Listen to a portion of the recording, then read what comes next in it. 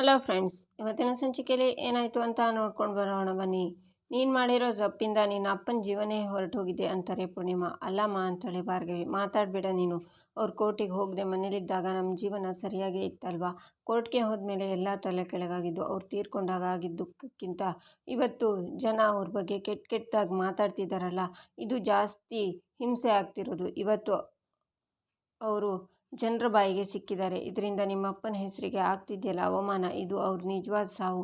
ಇಷ್ಟು ಆದಮೇಲೂ ಕೋರ್ಟ್ ಬಗ್ಗೆ ಮಾತಾಡ್ತೀಯಲ್ಲ, ಛೇ, ಉರಿತಾ ಇರೋ ಅವ್ರ ಚಿತೆ ಮೇಲೆ ಕೈ ಇಟ್ಟು ಆಣೆ ಪ್ರಮಾಣ ಮಾಡಿ ನೀನು ಹೇಳೋವರೆಗೂ ಕೋರ್ಟ್ಗೆ ಹೋಗಲ್ಲ ಅಂದ್ಯಲ್ಲ, ಇದೇನಾ ನಿನ್ನ ಮಾತಿಗಿರೋ ಬೆಲೆ? 24 ಗಂಟೆ ಒಳಗೆ ನಿನ್ನ ಮಾತನ್ನು ಉಳಿಸ್ಕೊಳ್ಳೋಕ್ಕೆ ಆಗ್ತಿಲ್ಲ ಅಂದರೆ ನಿನ್ನ ಮಾತಿಗೆ ಇರೋ ಬೆಲೆ ಏನು ಅಂತ ಈಗ ಅರ್ಥ ಆಗ್ತಿದೆ. ಸಾಕು, ಇನ್ನು ಸಾಕು, ನನ್ನ ಕೈಲಿ ಸಹಿಸ್ಕೊಳ್ಳೋಕ್ಕಾಗ್ತಿಲ್ಲ. ನೀನು ನನ್ನನ್ನು ಸಾಯಿಸ್ಬಿಡು ಭಾರ್ಗವಿ. ಆಮೇಲೆ ನೀನು ಅದೇನು ಬೇಕಿದ್ರೂ ಮಾಡ್ಕೊಂಡು ನಿನ್ನ ತಡೆಯೋಕ್ಕೆ ಯಾರೂ ಇರಲ್ಲ. ನನಗೆ ಈಗ ನಿಜವಾಗ್ಲೂ ಅನಿಸ್ತಿದೆ, ಇದು ಆಕ್ಸಿಡೆಂಟ್ ಅಲ್ಲ, ಒಂದು ಕೇಸಿನ ಪ್ರಭಾವನೂ ಅಲ್ಲ ಅಂತ. ನಿಮ್ಮ ಅಪ್ಪನ ಸಾವಲ್ಲಿ ನಿಂದು ಪಾಲಿದೆ. ಅವ್ರ ಸಾವಿಗೆ ಮೂಲ ಕಾರಣ ನೀನೇ. ನ್ಯಾಯ ನ್ಯಾಯ ಅಂತ ಸಂಧಿನ ವಿಚಾರದಲ್ಲಿ ನಿನಗೆ ಗೆಲುವು ಸಿಕ್ತು ಅಂದ್ಕೊಂಡ್ರೆ ಅದು ಸುಳ್ಳು. ಸತ್ತ ಮೇಲೆ ಅದನ್ನು ಗೆಲುವು ಅನ್ನಲ್ಲ, ಸೋಲು ಅಂತಾರೆ. ಈಗ ನಿಮ್ಮ ಅಪ್ಪ ಸತ್ತೋಗಿದ್ದಾರೆ, ಆದರೂ ನೀನು ನ್ಯಾಯ ನ್ಯಾಯ ಅಂತ ಒದ್ದಾಡ್ತಿದ್ಯಾ. ಒಂದು ವೇಳೆ ನಿನಗೇನಾದರೂ ಈಗ ಗೆಲುವು ಸಿಕ್ಕರೆ ಅದು ಗೆಲುವಾಗುತ್ತಾ? ಇಲ್ಲ ಕಣೆ, ಅದು ಸೋಲು. ನಿನ್ನ ಮುಖ ನೋಡೋಕ್ಕೂ ನನಗೆ ಅಸಹ್ಯ ಆಗ್ತಿದೆ. ನನ್ನ ಕಣ್ಣು ಎದುರಿಗೆ ನಿಂತ್ಕೋಬೇಡ ಅಂತಾರೆ ಪೂರ್ಣಿಮಾ. ಅಮ್ಮ, ನನ್ನ ಮಾತು ಸ್ವಲ್ಪ ಕೇಳಮ್ಮ ಅಂತಾಳೆ ಭಾರ್ಗವಿ. ನೋಡು, ನನಗೆ ನೀನು ಸಹಾಯ ಮಾಡಲೇಬೇಕು ಅನ್ನೋದಿದ್ರೆ ನಿಮ್ಮ ಅಪ್ಪನ ಆಸೆ ಥರ ನೀನು ಹೋಗಿ ನಿನ್ನ ಮನೆಯಲ್ಲೇ ಬದುಕು. ಅಷ್ಟು ಮಾಡಿ ಪುಣ್ಯ ಕಟ್ಕೋ ಸಾಕು ಅಂತ ಭಾರ್ಗವಿನ ರೂಮಲ್ಲಿ ಹಾಕಿ ಡೋರ್ನ ಕ್ಲೋಸ್ ಮಾಡ್ಕೋತಾರೆ ಪೂರ್ಣಿಮಾ. ಈಚೆ ವಂದನ ಫೋನ್ ನೋಡ್ತಾ, ವಿಕಿ, ಮೊದಲನೇ ಬೋಲಲ್ಲೇ ಸಿಕ್ಸರ್ ಹೊಡೆದಿಯಲ್ಲ ವಿಕಿ ಅಂತಾಳೆ. ಪರ್ಫೆಕ್ಟ್ ಟೈಮ್ಗೋಸ್ಕರ ಕಾಯ್ತಿದ್ದೆ. ಇವತ್ತು ಒಂದು ಕಾಲ ಕೂಡ ಬಂತು.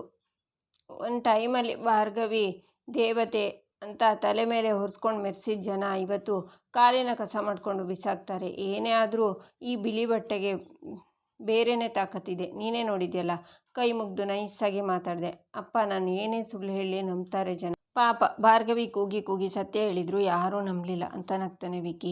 ವಂದನ ನಗ್ತಾ, ಆದರೂ ಆ ಬೈರ ಹೇಗೋ ನಿನ್ನ ಕಡೆ ಬಂದ ಅಂತಾಳೆ ವಂದನ. ಅಪ್ಪ ಮಗಳು ಇಬ್ಬರು ಏನೋ ಒಂದು ಸಾಧನೆ ಮಾಡಿದ್ರು ಅಂತ ಮೆರೀತಿದ್ರು. ಅದನ್ನು ನೋಡಿದ್ದು ನನಗೆ ರಕ್ತ ಎಲ್ಲ ಕುದೀತಿತ್ತು. ಏನು ಮಾಡೋದು ಅಂತ ಯೋಚನೆ ಮಾಡ್ತಿದ್ದೆ. ಅದೇ ಟೈಮಲ್ಲಿ ಆ ಬೈರನ ಮಗಳು ತೀರ್ಕೊಂಡಿದ್ದಾಳೆ ಅಂತ ಗೊತ್ತಾಯಿತು. ಆಗ ನಾನೇ ಜಯರಾಜ್ಗೆ ಹೇಳಿ ರವೀಂದ್ರನ ಅಕೌಂಟ್ಗೆ 10 ಲಕ್ಷ ಹಾಕಿಸಿದೆ. ಅದನ್ನು ಬೇರೆ ವ್ಯಕ್ತಿಗಳ ಮೂಲಕ ಬೈರನ್ ಕಿವಿಗೆ ತಲುಪೋ ಥರ ಮಾಡಿದೆ ಅಷ್ಟೇ. ಆಗ ಅಲ್ಲಿ ಹತ್ತಿದ ಬೆಂಕಿ ಇಲ್ಲಿ ಭಾರ್ಗವಿ ಮನೆನ ದಗದಗ ಅಂತ ಹೊತ್ಕೊಂಡು ಉರಿತು ಅಂತಾನೆ ವಿಕಿ. ಅಲ್ಲ ವಿಕಿ, ಇದೊಂದು ಪ್ಲ್ಯಾನಿಂದ ಭಾರ್ಗವಿ ಮನೆಯವರೇ ಅವ್ರ ವಿರುದ್ಧ ತಿರುಗಿಬಿಟ್ರಲ್ಲ, ಅವರೆಲ್ಲ ನಿನ್ನನ್ನು ನಂಬ್ತಿದ್ದಾರೆ ಅಂತಾಳೆ ವಂದನ.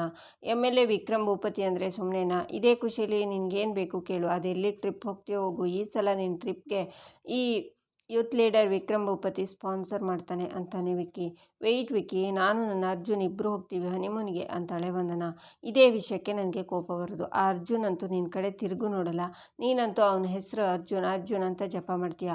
ಅದು ಅಷ್ಟೊಂದು ಅವಾಯ್ಡ್ ಮಾಡ್ತಾನೆ, ನಿನಗೆ ಹರ್ಟ್ ಆಗಲ್ವಾ ಅಂತಾನೆ ವಿಕಿ ದುಃಖ ಪಟ್ಕೊಂಡು ಕೈ ಕೊಟ್ಕೊಂಡು ಕೂತ್ರೆ ಕೆಲಸ ಆಗಲ್ಲ. ಸೈಲೆಂಟಾಗಿ ಗಂಡ ಹೆಂಡ್ತಿನ ದೂರ ಮಾಡೋಕ್ಕೆ ವಿಷದ ಬೀಜ ಬಿತ್ತಿದ್ದೀನಿ. ಮೊದಲೇ ದುಃಖದಲ್ಲಿರೋ ಭಾರ್ಗವಿಗೆ ಈಗ JP ಮಾತಿನ ಮೇಲೆ ಅನುಮಾನವೇ ಜಾಸ್ತಿ ಆಗುತ್ತೆ. ಮಾವ ಸೊಸೆ ಜಗಳ ಆಡೋದನ್ನು ನೋಡಿ ಅರ್ಜುನ್ ಅವನ ನೆಮ್ಮದಿಗೋಸ್ಕರ ನನ್ನ ಹತ್ರ ಬರ್ತಾನೆ ಅಂತಾಳೆ ವಂದನ. ಆಗ ವಂದನಾಗೆ ಕಾಲ್ ಬರುತ್ತೆ. 1 ಸೆಕೆಂಡ್ ವಿಕ್ಕಿ ಅಂತ ವಂದನ ಆಚೆ ಹೋಗ್ತಾಳೆ. ಡ್ಯಾಡ್ ಹೇಳಿದ ಹಾಗೆ ಗಂಗಾ ಜೊತೆ ಹುಷಾರಾಗಿರಬೇಕು. ಉಗುರಿಗೆ ತೊಂದರೆ ಕೊಟ್ಟರೆ ಬೆರಳನ್ನೇ ಮುಗಿಸೋ ಜಾಯಮಾನದವಳು ಅಂತ ಗೊತ್ತಿರಲಿಲ್ಲ. ಮೊದಲು ಆ ರವೀಂದ್ರನ ಮುಗಿಸಿದ್ಲು, ಆಮೇಲೆ ಆ ಜನಕಿನ. ಮುಂದಿನ ಬ್ಯಾಚ್ ಯಾವುದೇ ತೊಂದರೆ ಇಲ್ಲದೆ ಅವಳು ಕೈಗೆ ಸೇರೋ ಹಾಗೆ ಮಾಡಬೇಕು, ಇಲ್ಲ ಅಂದರೆ ನನ್ನನ್ನು ಸಾಯಿಸ್ಬಿಡ್ತಾಳೆ ಅಂತಾನೆ ವಿಕಿ. ಈಚೆ ಪೂರ್ಣಿಮಾ ರೂಮಲ್ಲಿ ಕೂತಿರುವಾಗ ಅರ್ಜುನ್ ಬಂದು, ಅತ್ತೆ, ಇದರಲ್ಲಿ ಭಾರ್ಗವಿಯವರದ್ದು ಏನೂ ತಪ್ಪಿಲ್ಲ, ಯಾರೋ ಬೇಕು ಅಂತಲೇ ಮಾಡಿಸಿದ್ದಾರೆ. ದಯವಿಟ್ಟು ಭಾರ್ಗವಿಯವರನ್ನು ನಂಬಿ. ಆಕ್ಸಿಡೆಂಟನ್ನು ಕಣ್ಣಾರೆ ಕಂಡಿದ್ದಾರೆ, ಪಾಪ ತುಂಬ ನೊಂದಿದ್ದಾರೆ. ಈ ಸಮಯದಲ್ಲಿ ಅವರನ್ನು ದಯವಿಟ್ಟು ಬೈಬಿಡಿ ಅತ್ತೆ ಅಂತಾನೆ ಅರ್ಜುನ್. ಅವಳಿಗಲ್ದೆ ನಾನು ಇನ್ಯಾರಿಗಪ್ಪ ಬೈಲಿ? ನಮಗೆ ಎಷ್ಟೇ ಕಷ್ಟ ಬಂದರೂ ಯಾವತ್ತೂ ಅಡ್ಡದಾರಿ ಹಿಡಿದೆ ಸ್ವಾಭಿಮಾನದಲ್ಲೇ ಬದುಕಿದವರು ನನ್ನ ಗಂಡ. ಮಕ್ಕಳನ್ನು ದೇವ್ರ ಥರ ನೋಡೋ ವ್ಯಕ್ತಿ. ಅವರನ್ನು ಕಿಡ್ನಾಪ್ ಮಾಡ್ತಾರೆ, ದುಡ್ಡು ತಗೋತಾರೆ ಅಂದರೆ ಏನರ್ಥ? ಇಂಥ ಮಾತು ಕೇಳಿ ಸಹಿಸ್ಕೊಳ್ಳೋಕೆ ಆಗ್ತಿಲ್ಲ ಅಂತಾರೆ ಪೂರ್ಣಿಮಾ. ನೋಡಿ ಅತ್ತೆ, ಇದೆಲ್ಲ ಸರಿ ಹೋಗಬೇಕು ಅಂದರೆ ಭಾರ್ಗವಿಯವರು ಕೋರ್ಟ್ಗೆ ಬರಲೇಬೇಕು ಅಂತಾನೆ ಅರ್ಜುನ್. ಬೇಡಪ್ಪ ಬೇಡ, ಕೋರ್ಟ್ಗೆ ಹೋದ್ಮೇಲೆ ನಿಮ್ಮ ಮಾವನ ಜೀವನೇ ಹೋಗಿದೆ. ಇನ್ಯಾವ ಹೋರಾಟನೂ ಬೇಕಾಗಿಲ್ಲ. ಇನ್ಯಾರನ್ನ ಕೇಳ್ಕೊಳ್ಳೋಕ್ಕೂ ನನ್ನ ಕೈಲಿ ಆಗಲ್ಲ. ನೋಡಮ್ಮ, ಇವರು ಆಸೆಯಂತೆ ನೀವಿಬ್ಬರು ವಾಪಸ್ ನಿಮ್ಮ ಮನೆಗೆ ಹೋಗಿ. ಭಾರ್ಗವಿ ನಿನ್ನ ಹೆಂಡತಿಯಾಗಿ ನಿಮ್ಮ ಮನೆ ಸೊಸೆಯಾಗಿ ಬಾಳಲಿ, ಇಷ್ಟೇ ನಾನು ನಿಮ್ಮಿಬ್ಬರನ್ನ ಕೇಳ್ಕೊಡೋದು ಅಂತಾರೆ ಪೂರ್ಣಿಮಾ. ಈಚೆ ಭಾರ್ಗವಿ ಕೂತ್ಕೊಂಡು ಮೀಡಿಯಾ ಮುಂದೆ ಮಾತಾಡಿದ್ದನ್ನೆಲ್ಲ ನೆನ್ಪು ಮಾಡಿಕೊಂಡು, ದೇವರೇ ಅಂತ ಅಪ್ಪನಿಗೊಂದು ಪಾಪಿ ನಾನು. ಅವ್ರ ಜೀವನ ಪೂರ್ತಿ ಉಳಿಸ್ಕೊಂಡು ಬಂದು ಮರ್ಯಾದೆನ ನಾನು ಬೀದಿಗೆ ತಂದುಬಿಟ್ಟೆ. ಅಪ್ಪನ ಮೇಲೆ ಬಂದಿರೋ ಆಪಾದನೆ ಸುಳ್ಳು ಅಂತ ನನಗೆ ಗೊತ್ತು. ಆದರೆ ಅದನ್ನು ಕೋರ್ಟ್ಗೆ ಹೋಗದೆ ಸಾಬೀತು ಮಾಡೋದಾದರೂ ಹೇಗೆ?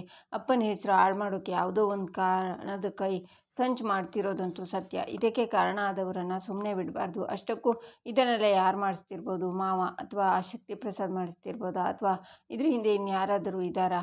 ಅಪ್ಪ ಹೇಳ್ತಾ ಇದ್ದಿದ್ದ ಹಳೆ ಫೈಲ್ ಹುಡುಕಿದ್ರೆ ಇದಕ್ಕೇನಾದರೂ ಉತ್ತರ ಸಿಗ್ಬೋದಾ? ಆ ಕಾಣದ ಕೈ ಮಾವಂಗೆ ಸಂಬಂಧಪಟ್ಟಿರೋದೇ ಆಗಿರಬಹುದಾ?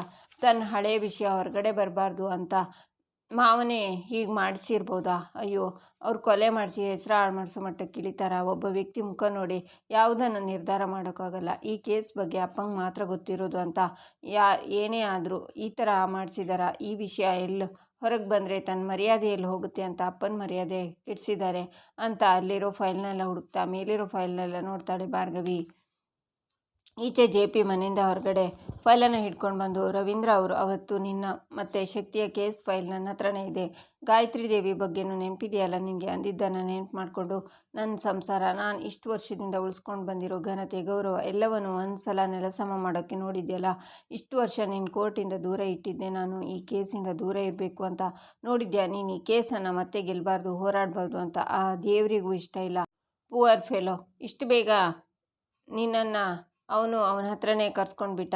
ಏನಾದರೂ ನಿನ್ನ ಮಗಳಿಗೆ ಸಿಕ್ಕಿದ್ರೆ ಅವಳು ಏನು ಮಾಡ್ತಾಳೆ ಅಂತ ನನಗೆ ಚೆನ್ನಾಗಿ ಗೊತ್ತು. ಗಾಯತ್ರಿ ದೇವಿ ಆ ಹೆಸರು JP ಜೀವನದಲ್ಲಿ ಮುಗ್ದೋಗಿರೋ ಅಧ್ಯಾಯ. ಆ ಹೆಸರಿನ ಕುರುಹು ಯಾರಿಗೂ ಸಿಗಬಾರ್ದು ಅಂತಾರೆ. ಈಚೆ ಕಲ್ಪನಾ ಬಂದು ಭಾರ್ಗವಿ ಹತ್ರ ಏನು ಮಾಡ್ತಿದ್ಯಾ ಅಂತಾರೆ. ಅಪ್ಪನ ಮರ್ಯಾದೆ ಉಳಿಸೋಕೆ ಕೆಲವೊಂದು ಮಾಹಿತಿಗಳು ಬೇಕಾಗಿತ್ತು, ಹುಡುಕ್ತಿದ್ದೀನಿ ಅಂತಾಳೆ ಭಾರ್ಗವಿ.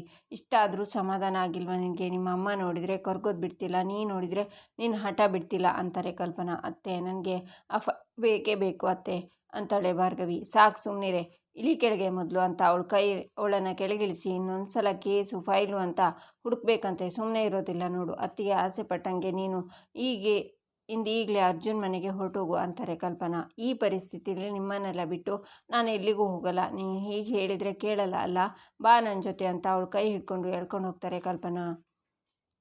ಈಚೆ JP ಆ ಫೈಲ್ಗೆ ಲೈಟರಿಂದ ಬೆಂಕಿ ಹಚ್ಚಿ ಸುಡ್ತಾರೆ. ಇನ್ನು ರವಿ, ಈ ಕೇಸ್ ಬಗ್ಗೆ ಎಲ್ಲ ಮುಗ್ದೋಯ್ತು. ಈ ಕೇಸಿನ ಹಳೆಯ ಬಾಗಿಲುಗಳೆಲ್ಲ ಮುಗ್ದೋಯ್ತು. ಇನ್ನು ಈ ಕೇಸಿಂದ ಯಾರು ಏನು ಮಾಡೋಕ್ಕಾಗಲ್ಲ. JPಗೆ ಯಾರೂ ತೊಂದರೆ ಕೊಡೋಕ್ಕಾಗಲ್ಲ ಅಂತಾರೆ. ಈಚೆ ಪೂರ್ಣಿಮಾ ಅರ್ಜುನ್ ಕೈ ಹಿಡ್ಕೊಂಡು ಬಂದು ರವೀಂದ್ರನ ಫೋಟೋ ತೋರಿಸಿ, ಇವರ ಆಸೆಯಂತೆ ನೀನು ಭಾರ್ಗವಿ ನಿಮ್ಮನೆಗೆ ಹೋಗಿ ಸಂಸಾರ ಮಾಡಬೇಕು. ಇವರ ಆಸೆ ಈಡೇರಿಸೋಕ್ಕೆ ಆಗಲ್ವಾ ಅಪ್ಪ ನಿನಗೆ ಅಂತಾರೆ. ನೋಡಿ ಅತ್ತೆ, ಭಾರ್ಗವಿಯವರಿಗೆ ಅಲ್ಲಿ ಅವಮಾನ ಆಯಿತು ಅಂತಲೇ ನಾವಿಬ್ಬರು ಇಲ್ಲಿಗೆ ಬಂದಿದ್ದು. ಈಗ ನಿಮ್ಮನ್ನು ಈ ಸ್ಥಿತಿಲಿ ಬಿಟ್ಟು ನಾವಿಬ್ಬರು ಅಲ್ಲಿಗೆ ಹೋಗೋದು ಎಷ್ಟು ಸರಿ ಹೇಳಿ? ಅದು ಅಲ್ಲದೆ ಇನ್ನು ಭಾರ್ಗವಿಯವರ ಮರ್ಯಾದೆ ಪ್ರಶ್ನೆ ಅಂತಾನೆ ಅರ್ಜುನ್. ನಾನು ಹೇಳ್ತಿದ್ದೀನಲ್ಲ, ಗಂಡನ ಮನೆ ಅಂದರೆ ನನ್ನ ಮಗಳಿಗೆ ಮರ್ಯಾದೆ. ಈ ಕೋರ್ಟು ಕೇಸು ಅಂತ ಅವಮಾನ ಆಗಿದ್ದು ಸಾಕು. ಅವಳು ಲಾಯರ್ ಕೆಲಸನೇ ಮಾಡಲ್ಲ ಅಂತ ಅವ್ರ ಚಿತೆ ಮೇಲೆ ಪ್ರಮಾಣ ಮಾಡಿದ್ದಾಳೆ ಅಂದಮೇಲೆ ನಿಮ್ಮ ಮನೆಯಲ್ಲಿ ಯಾವ ವಿಷಯಕ್ಕೆ ಕೋಪ ಮಾಡ್ಕೋತಾರೆ ಅಂತಾರೆ ಪೂರ್ಣಿಮಾ. ಆಗ ಕಲ್ಪನಾ ಭಾರ್ಗವಿನ ಹೇಳ್ಕೊಂಡು ಬಂದು, ಇದೇ ಮಾತನ್ನು ನಾನು ಹೇಳಿದೆ, ನನ್ನ ಮಾತನ್ನು ಅರ್ಥ ಮಾಡ್ಕೊಳ್ಳಲ್ಲ ಅಂತಿದ್ದಾಳೆ, ನೀನೇ ಹೇಳು ಅತ್ತಿಗೆ ಇವಳಿಗೆ ಅಂತಾರೆ. ಅಮ್ಮ ಪ್ಲೀಸ್ ಅಮ್ಮ, ಎಲ್ಲ ಸರಿ ಹೋದ್ಮೇಲೆ ನಾವೇ ಹೋಗ್ತೀವಿ ಅಂತಾಳೆ ಭಾರ್ಗವಿ. ನಮ್ಮ ಪರಿಸ್ಥಿತಿ ಸರಿ ಹೋಗೋದಿಲ್ಲ. ನಿಮ್ಮ ಅಪ್ಪ ಹೋಗಿದ್ದ ನೋವಲ್ಲಿ ನಾವಿನ್ನು ಅದೆಷ್ಟು ದಿನ ಇರ್ತೀವೋ ನಮಗೆ ಗೊತ್ತಿಲ್ಲ. ಈಗಲೋ ಆಗಲೋ ಸಾಯೋ ಮರಕ್ಕೆ ನೀವು ಜೋತ್ ಬಿದ್ದರೆ ನಿಮ್ಮ ಜೀವನ ಹಾಳಾಗುತ್ತೆ ಅಂತಾರೆ ಪೂರ್ಣಿಮಾ. ಅಮ್ಮ ಏನೇನೋ ಮಾತಾಡಬೇಡ ಅಮ್ಮ, ನಮ್ಮೆರಡು ಫ್ಯಾಮಿಲಿ ಒಂದಾಗಬೇಕು ಅನ್ನೋ ಆಸೆ ನನಗೂ ಇದೆ. ಆದರೆ ಆ ಹಳೆ ಕೇಸು ಅಂತ ಭಾರ್ಗವಿ ಹೇಳುವಾಗ ಮುಚ್ಚು ಬಾಯಿ, ಅದೆಲ್ಲ ಮುಗ್ದೋಗಿರೋದು.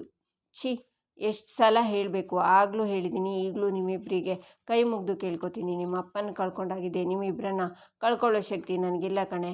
ಅಪ್ಪ ದುಡ್ಡು ತಗೊಂಡು ಮಗಳು ಮನೆ ಮುರಿದ್ಲು ಅನ್ನೋ ಆಪಾದನೆ ನಿನಗೆ ಬೇಡ. ಹೆಂಡತಿ ಸೆರೆ ಹಿಡ್ಕೊಂಡು ಓಡಾಡ್ತೀಯ ಅಂತ ನಿನಗೂ ಅವಮಾನ ಮಾಡಿದ್ದಾರೆ, ಅದನ್ನೆಲ್ಲ ಮರ್ತುಬಿಟ್ಟಿಯಾ ಅಂತಾರೆ ಪೂರ್ಣಿಮಾ. ಅತ್ತೆ ಅಂತಾನೆ ಅರ್ಜುನ್ ನೀವಿಬ್ಬರು ನನ್ನ ಮಾತನ್ನು ಕೇಳಿಸ್ಕೊಳ್ಳಿ. ನಿನಗೆ ನಿಜವಾಗ್ಲೂ ನಿಮ್ಮ ಅಪ್ಪನ ಮೇಲೆ ಪ್ರೀತಿ ಇದ್ದರೆ ನಿನ್ನ ಗಂಡನ ಕರ್ಕೊಂಡು ನಿನ್ನ ಗಂಡನ ಮನೆಗೆ ಹೋಗು ಭಾರ್ಗವಿ. ನಿನ್ನ ಸಂಸಾರದ ಬಗ್ಗೆ ಮಾತ್ರ ಗಮನ ಕೊಡು. ಖುಷಿಯಾಗಿ ನೀವಿಬ್ಬರು ಅವ್ರ ಕೊನೆಯ ಆಸೆ ನೆರವೇರಿಸಿ, ಅವರ ಆತ್ಮಕ್ಕೆ ಶಾಂತಿ ಕೊಡಿಸಿ ಮತ್ತೆ ಫೈಲು ಕೋರ್ಟು ಕೇಸು ಅನ್ನೋಕ್ಕೆ ನೀನೀಗ ಲಾಯರ್ ಅಲ್ಲ, ನೆನಪಿರಲಿ ಅಂತಾರೆ ಪೂರ್ಣಿಮಾ. ನಾನು ನನ್ನ ಗಂಡನ ಮನೆಗೆ ಹೋಗೋದಾದರೆ ಅಪ್ಪನ ಆತ್ಮಕ್ಕೆ ಶಾಂತಿ ಸಿಗುತ್ತೆ, ನಿನ್ನ ಮನಸ್ಸಿಗೆ ನೆಮ್ಮದಿ ಸಿಗುತ್ತೆ ಅನ್ನೋದಾದರೆ ನಾನು ಹೋಗ್ತೀನಮ್ಮ ಅಂತಾಳೆ ಭಾರ್ಗವಿ ಸ್ವಲ್ಪ ತಾಳ್ಮೆಯಿಂದ ಯೋಚನೆ ಮಾಡಿ ಅಂತಾನೆ ಅರ್ಜುನ್. ಯೋಚನೆ ಮಾಡೋಕ್ಕೆ ಇನ್ನೇನು ಉಳಿದಿಲ್ಲ ಅರ್ಜುನ್. ಅಪ್ಪನ ಹೆಸರನ್ನು ನಾನು ಕಾಪಾಡ್ತೀನಿ, ಅದು ನನ್ನ ಜವಾಬ್ದಾರಿ, ಅದು ನಾನು ತಗೊಳ್ಳೋ ನಿರ್ಧಾರದಿಂದ ಆಗುತ್ತೆ ಅನ್ನೋದಾದರೆ ಹಾಗೇ ಆಗಲಿ. ಅಪ್ಪನ ಕೊನೆ ಆಸೆನ ನಾನು ನೆರವೇರಿಸಬೇಕು. ನಾವು ನಮ್ಮ ಮನೆಗೆ ಹೋಗೋಣ ಅರ್ಜುನ್ ಅಂತಾಳೆ ಭಾರ್ಗವಿ. ಈಚೆ ಭಾರ್ಗವಿ ಕರಿಕೋಟನ್ನು ತಗೊಂಡು ಅದನ್ನು ಮಡಚಿ ಅಪ್ಪನ ಫೋಟೋ ನೋಡ್ತಾ, ಏನೇನೆಲ್ಲ ಆಗೋಯ್ತಪ್ಪ, ನನ್ನ ಹೀರೋ ನೀನು, ನನ್ನ ಬದುಕು ಕಟ್ಟಿಕೊಟ್ಟ ನಿನಗೆ ಒಳ್ಳೇದಾಗಬೇಕು ಅಂದ್ಕೊಂಡೆ. ನೀನು ಎಲ್ಲರ ಹಾಗೆ ಗೌರವದಿಂದ ತಲೆ ಎತ್ತಿ ನಡೆಯೋ ಹಾಗೆ ಆಗಬೇಕು ಅಂದ್ಕೊಂಡೆ ಅಷ್ಟೇ ಅಪ್ಪ. ಬರೀ ಅಷ್ಟಕ್ಕೆ ನೀನು ನಮ್ಮೆಲ್ಲರನ್ನ ಬಿಟ್ಟು ಹೋಗೋ ಕಂಟಕ ಬರುತ್ತೆ ಅಂತ ನಾನು ಅಂದ್ಕೊಂಡಿರಲಿಲ್ಲಪ್ಪ. ನಿನ್ನ ಮಗಳಿಂದನೇ ನಿನಗೆ ಇಂಥ ಸ್ಥಿತಿ ಬರುತ್ತೆ ಅಂತ ನಾನು ಕನಸು ಮನಸ್ಸಲ್ಲೂ ಅಂದ್ಕೊಂಡಿರಲಿಲ್ಲಪ್ಪ. ನಾನು ಕಲ್ತಿರೋ ವಿದ್ಯೆಯಿಂದ ನಿನಗೆ ಒಳ್ಳೆಯದಾಗುತ್ತೆ ಅಂದ್ಕೊಂಡೆ, ನಿನ್ನ ಹೆಸರನ್ನು ಉಳಿಸ್ತೀನಿ ಅಂದ್ಕೊಂಡೆ. ಅದರಿಂದ ನಿನಗೆ ತೊಂದರೆ ಆಗೋಯ್ತಲ್ಲಪ್ಪ. ಎಲ್ಲರೂ ನಿನ್ನನ್ನು ಕೆಟ್ಟದಾಗಿ ಮಾತಾಡ್ತಿರ್ಬೇಕಾದ್ರೆ ಅದನ್ನು ನೋಡಿಕೊಂಡು ನನ್ನ ಕೈಲಿ ಇರೋಕ್ಕಾಗ್ತಿಲ್ಲ. ಆದರೆ ಏನು ಮಾಡಲಿ ಅಮ್ಮ, ನನ್ನ ಕೈ ಕಟ್ಟಾಕಿದ್ದಾರೆ. ಪಶ್ಚಾತ್ತಾಪದಲ್ಲಿ ನಾನು ನನ್ನ ವೃತ್ತಿನೇ ಬಿಟ್ಬಿಟ್ಟಿದ್ದೀನಿ. ಆದರೆ ನನ್ನನ್ನು ಒಬ್ಬ ಲಾಯರ್ ಆಗಿ ನೋಡಬೇಕು ಅನ್ನೋದು ನಿನ್ನ 25 ವರ್ಷಗಳ ಕನಸಾಗಿತ್ತು ಅಂತಾಳೆ. ಈಚೆ JP ಅರ್ಜುನ್ ತನ್ನ ಮನೆ ಆಫೀಸಲ್ಲಿರೋ ತನ್ನ ಸೀಟಲ್ಲಿ ಅರ್ಜುನ್ನ ಕೂರಿಸಿ, ಈ ಕುರ್ಚಿಯಲ್ಲಿ ಕೂತ್ಕೋ, ಅರ್ಹತೆ ಇರೋದು ನೀನು ಒಬ್ಬನಿಗೆ. ನಾನು ಕಷ್ಟಪಟ್ಟು ಕಟ್ಟಿರೋ ಲಾ ಫಾರ್ಮ್ ಅದನ್ನು ಮಗ ಮುಂದುವರಿಸ್ಬೇಕು. ನನಗೆ ಸಿಕ್ಕಿರೋ ನೇಮ್ ಫೇಮ್ ನಿನಗೂ ಸಿಗಲಿ ಅಂತ ಎಷ್ಟು ವರ್ಷದಿಂದ ಕನಸು ಕಾಣ್ತಿದ್ದೀನಿ ಗೊತ್ತೇನೋ. ಈ ಡ್ಯಾಡಿನ ಮೀರಿಸುವಂತಹ ಬುದ್ಧಿವಂತಿಕೆ, ಒಳ್ಳೆತನ ನಿನ್ನಲ್ಲಿದೆ. ಅದು ಯಾವ ಕೇಸ್ ತಗೋತೀಯೋ ತಗೋ ಅಂತಾರೆ JP. ಮಾವನ ಕೇಸನ್ನು ತಗೋಬೋದಾ ಡ್ಯಾಡ್ ಅಂತಾನೆ ಅರ್ಜುನ್. ಆಗ JP ಶಾಕ್ನಿಂದ ನೋಡ್ತಾರೆ. ಇಲ್ಲಿಗೆ ಈ ಸಂಚಿಕೆ ಮುಕ್ತಾಯವಾಗುತ್ತೆ. ಮುಂದಿನ ಸಂಚಿಕೆಗಾಗಿ ನಮ್ಮ ಚಾನಲನ್ನು ನೋಡಿ, ಸಬ್ಸ್ಕ್ರೈಬ್ ಮಾಡಿ, ಲೈಕ್ ಮಾಡಿ, ಸಪೋರ್ಟ್ ಮಾಡೋದನ್ನು ಮರಿಬೇಡಿ.